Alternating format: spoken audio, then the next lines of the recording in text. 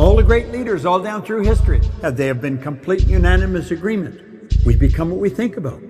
Well, don't think lack and limitation. Think abundance in whatever you want.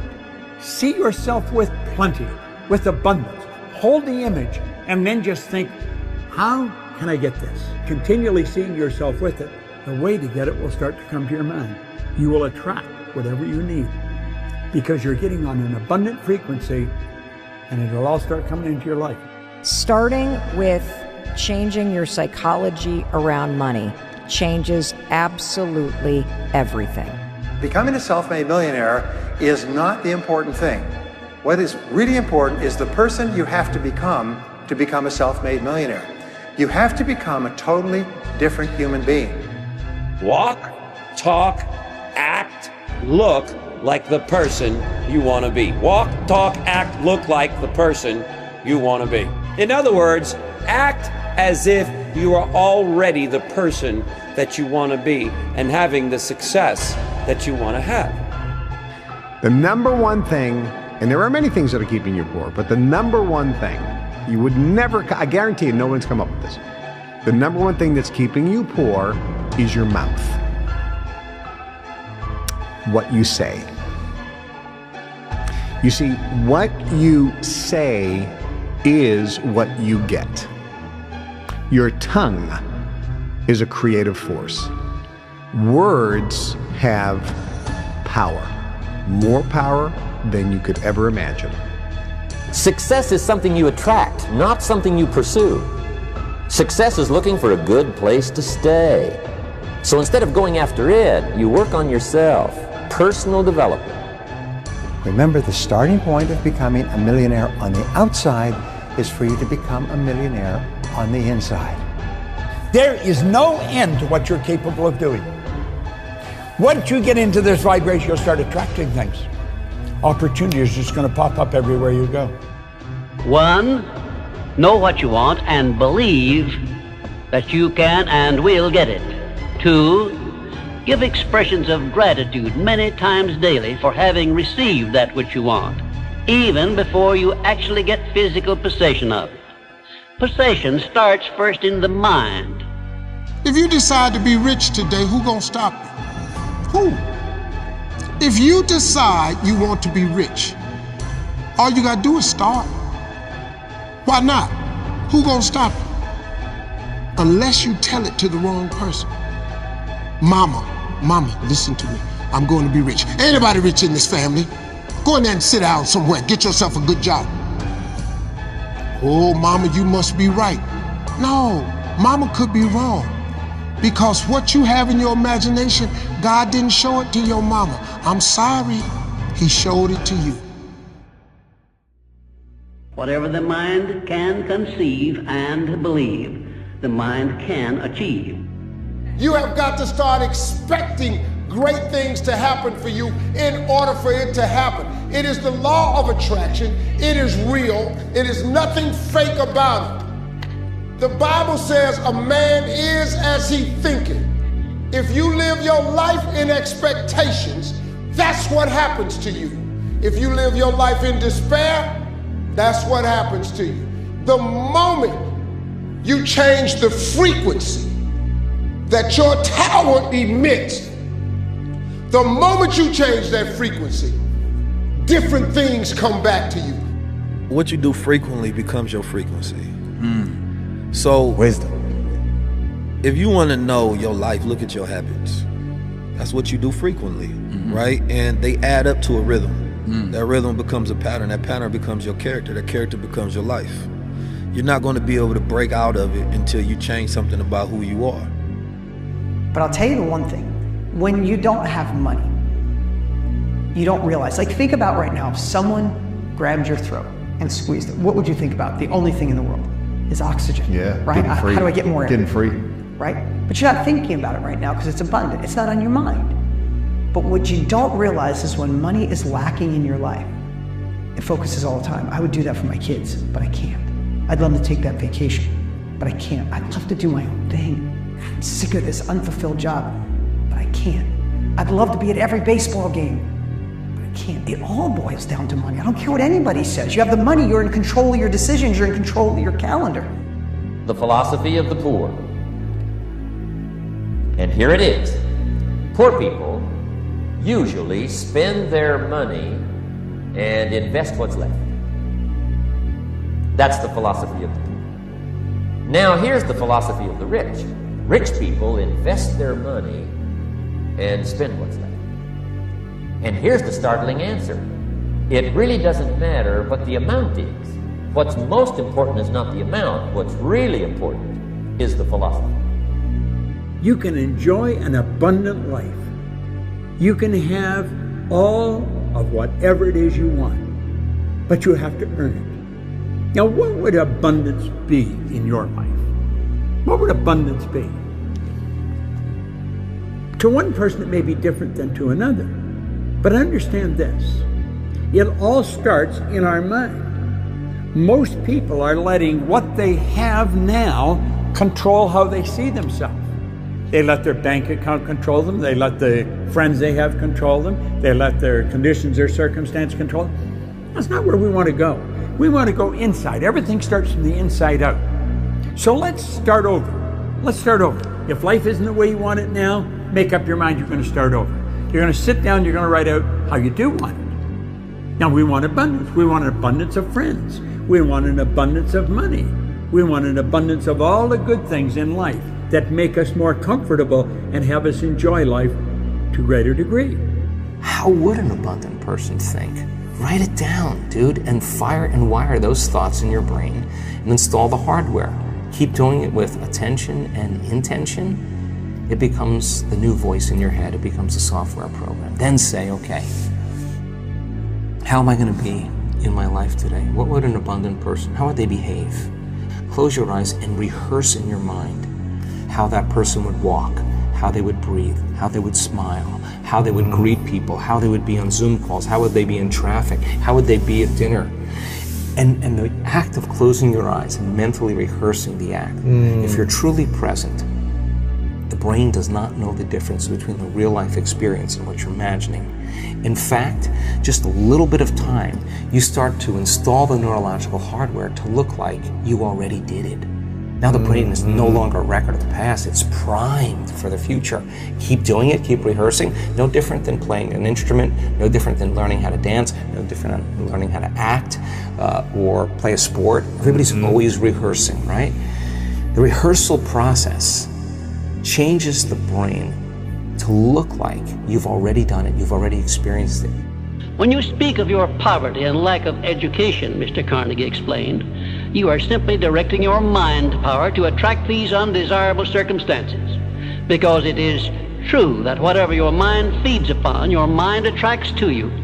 Now you see why it is important that you recognize that all success begins with definiteness of purpose, with a clear picture in your mind of precisely what you want from life. How to go from average to fortune. There's 5 simple steps. You might like to make a note of them. Here's the first one. Get serious. That's number 1. I don't know any substitute for that. You've really got to get serious. You don't have to be grim, but you must be serious. I know a guy that's got a half a dozen jokes keeping him from becoming wealthy. He's not known as rich. He's known as a joker, which I guess is okay if that's the kind of life you want to live. But it really isn't the best way to live. To go from average to fortune, you must get serious. Like attracts like. You have to understand, you are a magnet. Whatever you are, that's what you draw to you. If you're negative, you're going to draw negativity. You're positive, you draw positive. You're a kind person, more people are kind to you. So you're like a magnet. Poor thinking habits keeps most people poor. Not poor working habits. Most people work hard, but they don't think hard. And Shoaff taught me that the mind is like a factory, a mental factory. And whatever you think about all day long pours ingredients into this mental factory. And that's what builds the economic, social, financial fabric of your life. When you learn how it works, miracles happen. What you think And what you believe is what will come true for you. Your thoughts create your life. It's that simple. And when we can get that, we can make enormous changes. There are many ways to get the things that we want for ourselves in our lives. But basically, it all begins with how we choose to think. As you think, so shall you be. And once you know that what you think about is what expands, you start getting real careful about what you think about. You don't allow your thoughts to be on anything that you don't want, or that you wouldn't want to have manifest or show up for you in your life. The first step before anybody else in the world believes it is you have to believe it. There's no reason to have a plan B because it distracts from plan A. We become what we think about most of the time, and that's the strangest secret. This is why thinking is so vital. This is why a goal is so important, because we will become that. If you want to be successful, you have to change this. This has to change. What makes it hard is your lack of belief that it can happen for you. The fact of it is, though, it's very doable. See, but you got to change, though. If you keep doing what you've been doing, you're going to keep getting what you've been getting. So if you're at a place in your life and you ain't happy with it, you have to change some things. But you have to make a conscientious decision that you're going to change. If you want to make a big change in your life, then you will need to be prepared to step out of your comfort zone. There's a wealth of creativity and drive within you and within everybody. And personal growth comes from pushing yourself and pushing your boundaries. They say creativity takes courage. It means that you force yourself out of your comfort zone. And the more you foster your creativity, the faster you'll reach your goals. Attracting what you actually want. I think James Allen put it very well in his little book, As Men Thinketh. He said, you don't attract what you want, you attract what you are. Now think about that. If you want to attract what you want, you've got to see yourself already with it. You've got to understand that you've already got it. First of all, clearly understand this. Nothing is created or destroyed. That means everything's already here. If not in one state, certainly in another. Where did the iPhone come from? The iPhone came from a series of ideas that individuals entertained in their mind. And they kept holding the idea until the stuff came to them that enabled them to build the phone. The stuff had already been here. Nothing is created or destroyed. All science, all theology teaches that. If nothing's created or destroyed, everything that is already here. Our problem is we've got to wait until we see it outside before we believe we've got it. Start dealing with the non-physical world, with the invisible world, with the world that you can't see through these little peepers that you've got here we call eyes. Start to see yourself mentally. You've been given the faculties to do that. Use your imagination. See yourself already in possession of the good you desire. That will flip your mind onto a specific frequency, and you do think on frequencies. It's on that frequency that good you desire is going to start coming towards you, and you will start moving toward it. If you want to attract what you actually want, you've got to see yourself now already with it. And you must get serious about two very important things. Number one is setting your goals and where you want to go. Designing the next 5, the next 10 years is so vitally important. What do you want to do economically? Where do you want to go? What do you want to be? What would you like to have? What would you like to share? How much would you like to earn? How far would you like to go? Those are some major questions to ask. Rich people's mindset, the millionaire mindset, the real most important millionaire mindset is this. You think and you know and you have complete confidence in your own ability to create. You know that you have the ability to create money.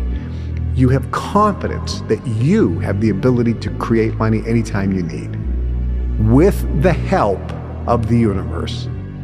You see, I believe that life is really very simple. What we give out, we get back. And what we believe about ourselves becomes true for us. Our thinking creates our experiences. There is a law of thinking like everything else, like all of nature. There is a universal energy or law of mind or subconscious mind, whatever you want to call it. But to me it means the power that is within me and around me transforms my thoughts into experiences. You see, I believe that we are all responsible for everything in our lives. Every thought we think and every word we speak is creating our experiences, our future. And it's almost as though every time you think a thought or you speak a word, that universal intelligence or energy is listening or responding to what you are thinking or believing or saying, without judgment or criticism, totally accepting us at our own value. Whatever we choose to believe becomes true for us.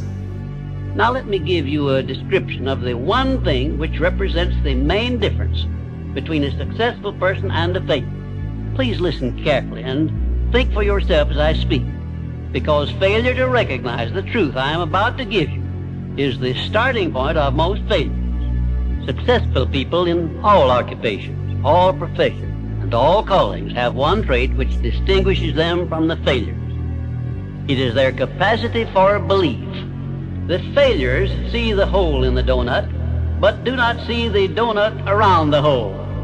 The successes see the hole also, but they see the donut around the hole. Then you have to get serious about another important subject. And that important subject is called personal development. Personal development is striving hard to become the kind of person that you want to be. And to become the kind of person you want to be, you've got to work at it. 10 years from now, you will surely become someone. The big question is, who? That's paper. We call it money. Money is an idea. Money goes where it's invited, and it stays where it's welcome. The idea that you have to work hard for this stuff is not true. Some of the people that work the hardest are the ones that are in the least. Never say you can't do it. Say, I haven't done it yet. I haven't done it yet. And that's true with everything. It's like, there's nothing that you can't do. You may not have done it yet. We don't know if you can do it or not until you really practice. And then you find out if you can do it or not, or how well you can do it. Yeah. If you see it in your mind, you can hold it in your hand. This is so true. You've got to grab them. You got to create dream boards. You got to put the new car up on your mirror. Put the weight you want to be on the refrigerator. If you can see it in your mind, you can hold it in your hand. That's the law of attraction. That's what you bring to you. The starting point of all achievement is desire. Everything begins with one thing. Desire so strong it keeps you awake at night. You don't need a perfect plan. You need burning obsession. That fire inside your chest, that's your weapon. Make a choice. Like, you just decide what it's going to be, who you're going to be, how you're going to do it. Just decide. And then from that point, the universe is going to get out your way. You don't want to try to be a millionaire. You don't want to try to make money. You want to think about you want to think about the man you have to create to attract $1 million, not make $1 million. So I mean, yeah, but I'm trying. That's what they say. They think they're trying, but they have to be around people who know what to do. Like, someone would come up to me, I'd be like, they'd be like, what do you do for a living? I say, it's what I don't do, mother. If you minus all the stuff you shouldn't be doing, and you put all your energy towards what you know you should, you'll be at such a high level. You'll look around, and in 4, 5, 6, 7 years, you'll be better than everybody at what you do, because they're pissing their time off, they're drinking, they're doing all these things they shouldn't do, they're not productive. You just put your time in every day for 5, 6, 7 years. You look around, you're the best at what you do. It's just a byproduct of having quality habits. A law of belief simply says that whatever you believe with feeling, and this is the key, with feeling, and the more emotion you put into a belief, becomes your reality. It becomes your reality because you will always act in a manner consistent with your belief. What would you do if you couldn't fail? Who would you become if your goals were attainable? What if that self-induced fear and that disbelief was instantly gone? What would you go after? What girl would you date? What type of man would you become? How much money would you have? What sort of business would you endeavor? What sort of impact would you bring to the world? You must be able to dream in order to achieve. And the truth is, most individuals, they don't move forward. They don't move forward because they don't have goals. They don't move forward because they don't have objectives. They don't move forward because fear cripples them. Fear is holding them back from winning. Fear is holding them back from becoming the best version of themselves. So once again, I ask you, what would you do if you couldn't fail?